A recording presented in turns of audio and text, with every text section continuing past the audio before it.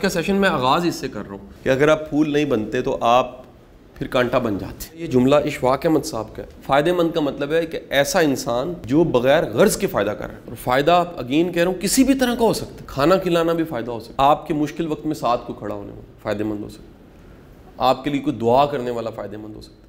آپ کے علم میں اضافہ کرنے والا فائدہ مند ہو سکتا ہے. ہمت بڑھانے والا ایک فائدہ مند ہو سکتا ہے. اس کی ذرا الٹ اب دیکھیے, میں ان کی کچھ نشانیاں آپ کو بتا دیتا ہوں. یہ امید چھینتے ہیں, ڈسکریج کرتے ہیں, ڈاؤٹ دیتے ہیں, دھوکہ دیتے ہیں. فائدے کے ساتھ جب بھی لکھیں گے تو آپ لکھیں گے جی فائدے دینے والا شخص امید دیتا ہے, دعا دیتا ہے, کام آتا ہے, بے لوث ہوتا ہے, مثبت ہوتا ہے, آپ کی کامیابی پہ خوش ہوتا ہے, ایٹسیٹرا. اور بھی ہو سکتی ہیں نا جی.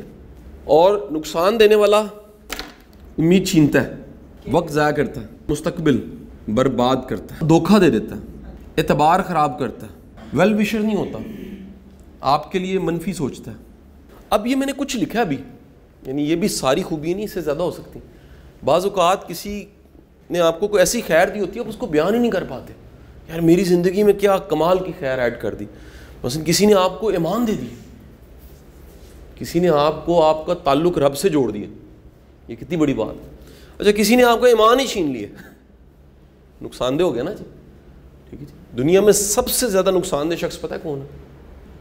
جس کا پتہ ہی نہ ہو کہ وہ نقصان دہ, اور جب پتہ لگے وہ نقصان ہو چکا ہو. کیا خیال ہے جی؟ یار آپ کو پتہ ہو آپ کی جیب کٹنی ہے, آپ ہاتھ یہاں رکھ کے چلو گے, لیکن جیب کٹ گئی, پتہ ہی نہیں لگا. یہ زیادہ خطرناک چیز ہے. یاد رکھیے گا یہ پھول بننے کی آپشن ادھر پڑی ہوئی ہے, اور اگر نہیں بنتے آپ یہ پھر خود بخود کیا ہوتا ہے, آپ کانٹا بن جاتے ہیں. میں نے بڑے لوگ ایسے ہیں جن کو دیکھا ہے وہ پھول نہیں بن سکے, اور وقت گزرنے کے ساتھ ساتھ فرسٹریشن, نیگیٹیوٹی اور اپنی ناکامیوں کی وجہ سے آخرکار وہ کیا بن گیا, کانٹا بن گیا. کانٹا نقصان دینے والا. اور یہ آپ کی سوسائٹی میں کامن, آپ کو کانٹے زیادہ ملیں گے. میں پھر کہہ رہا ہوں, میں اگر یہ ایکسرسائز تھوڑی سی وقت دے کے کروا دوں تو لسٹ بنے گی. میں اگر کہوں گا نا 20 نام, آپ کہیں گے نہیں 21 کر لیتے. میں کہوں گا 30, آپ کہیں گے 31 کر لیں. 100 101 کر لیں. لیکن جب آپ یہ لکھنے لگیں گے آپ انگلی پہ گنیں گے, آپ کو چند نام ملیں گے. اور کئیوں کو یہ بھی نہیں ملتے, انگلی پہ بھی گننے کو نہیں ملتے. کئی لوگوں کی زندگی میں فائدہ دینے والا شخص ہی کوئی نہیں ہوتا. میں ہمیشہ یہ کہتا ہوں اللہ کے کرم کی بہترین شکل یہ لوگ ہیں. اللہ کے کرم کی بہترین شکل, اللہ کے کرم کی کئی شکلیں ہیں, آپ نے میرے لیکچر سے سن لیا ہوگا. اللہ کے کرم کی شکل والدین بھی ہیں, صحت بھی ہے, تندرستی بھی ہے, ایمان بھی اللہ کے کرم کی شکل. اللہ کے کرم کی شکل ایک یہ ہے کہ آپ کی زندگی میں فائدہ مند لوگ, صحیح نصیحت کرنے والے, صحیح مشورہ دینے والے, صحیح طرح سے گائیڈ کرنے والے, تکلیف سے نکالنے والے, ہمت کو بڑھانے والے, دعا دینے والے, بے لوث, مثبت, یہ اگر لوگ موجود ہیں آپ خوش قسمت ہیں. نئی اصطلاح بھی یہاں میں لکھ رہا ہوں, اس کو کہتے ہیں مزاجوں کا علم. مزاج ہوتا ہے نا ورڈ, مزاج, یہ پورا ایک علم ہے. یہ کتابوں سے نہیں ملتا جی, یہ علم یہ تجربے سے ملتا ہے. آپ کو مزاجوں کی سمجھ نہیں آتی جب تک آپ کا واسطہ نہ پڑے. آپ نہیں کہتے یار مجھے بڑا دوست بن گیا تھا بعد میں دشمن بن گیا. یہ ایک مزاج ہے. دوست سے دشمن بننا, ہر بندہ اتنا گھٹیا نہیں ہو سکتا.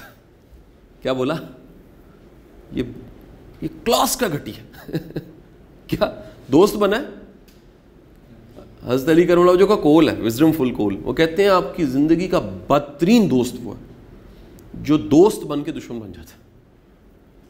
انٹری اس کی دوست والی ہوتی ہے اور ایگزٹ اس کا دشمن والا ہوتا ہے. یعنی وہ آشکار, اگر پھر دوبارہ مینیفیسٹ کا ورڈ لیں تو مینیفیسٹ ہوا کہ دوست سے دشمن. یہ اب مزاج ہے, ایک مزاج کی قسم ہے جس مزاج کی وجہ سے لوگ دوست سے.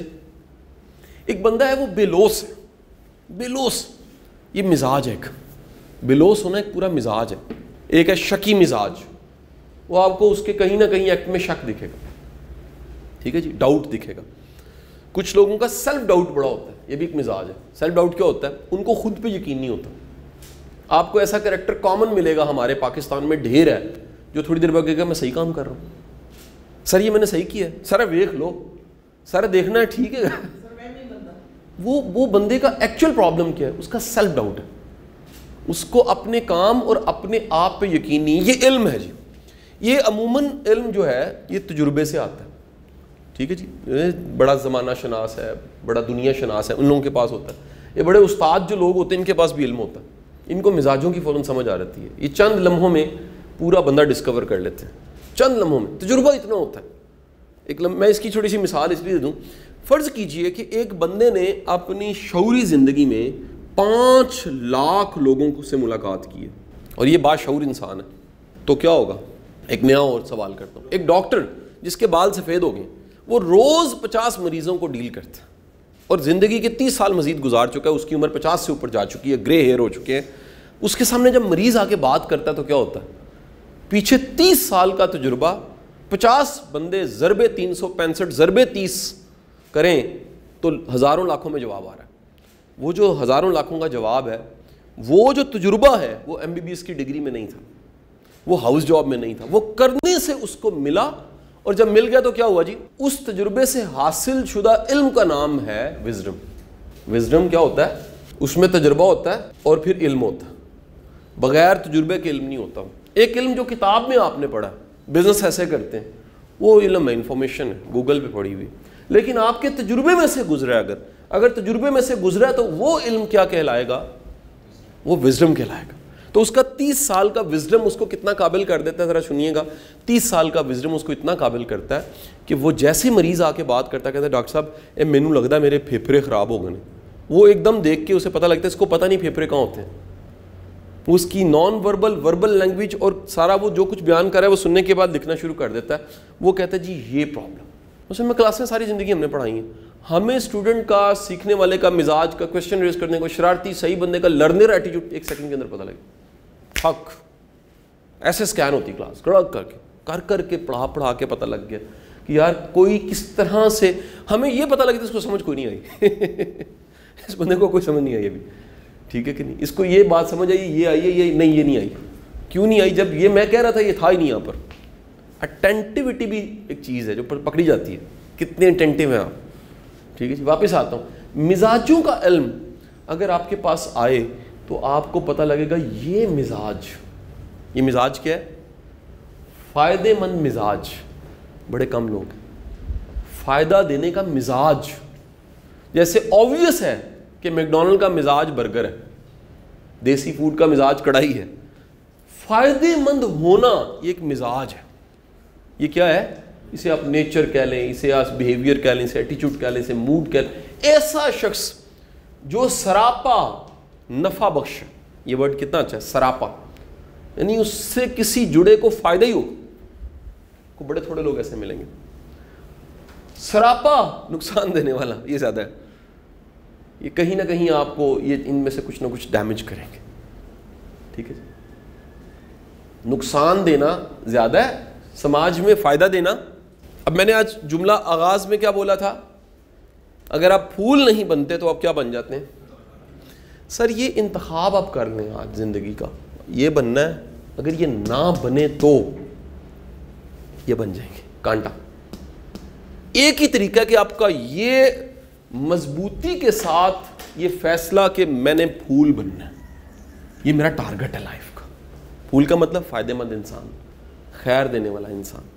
خیر دینے کی اب دیکھیں ذرا ایک بات سنیے. آپ کے پاس جو ہے نا, جو ہے کیا ہوتا ہے؟ which you acquire, اس سے خیر ہو رہی ہو.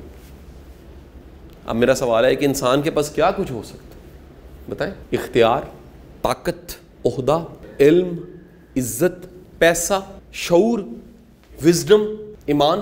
یعنی اس کی ذات سے فائدہ ہو رہا ہو. اگر وہ پیسہ ہے خیر کے کاموں میں لگا, اختیار ہے اس اختیار سے کسی کو فائدہ ہو رہا, طاقت ہے وہ طاقت اچھے سے استعمال ہو رہی ہے. نفع بخش انسان کی ایک اور بھی خوبی ہے, وہ تکلیف کو کم کرتا ہے. یعنی اس کے پاس اگر کوئی پین کے ساتھ آئے تو وہ اس کی پین کو کم کر دیتا ہے. یہ الٹا ہے, اگر یہاں پر جاؤں گا یہ کیا کرے گا؟ اس کو اور بڑھا دے گا.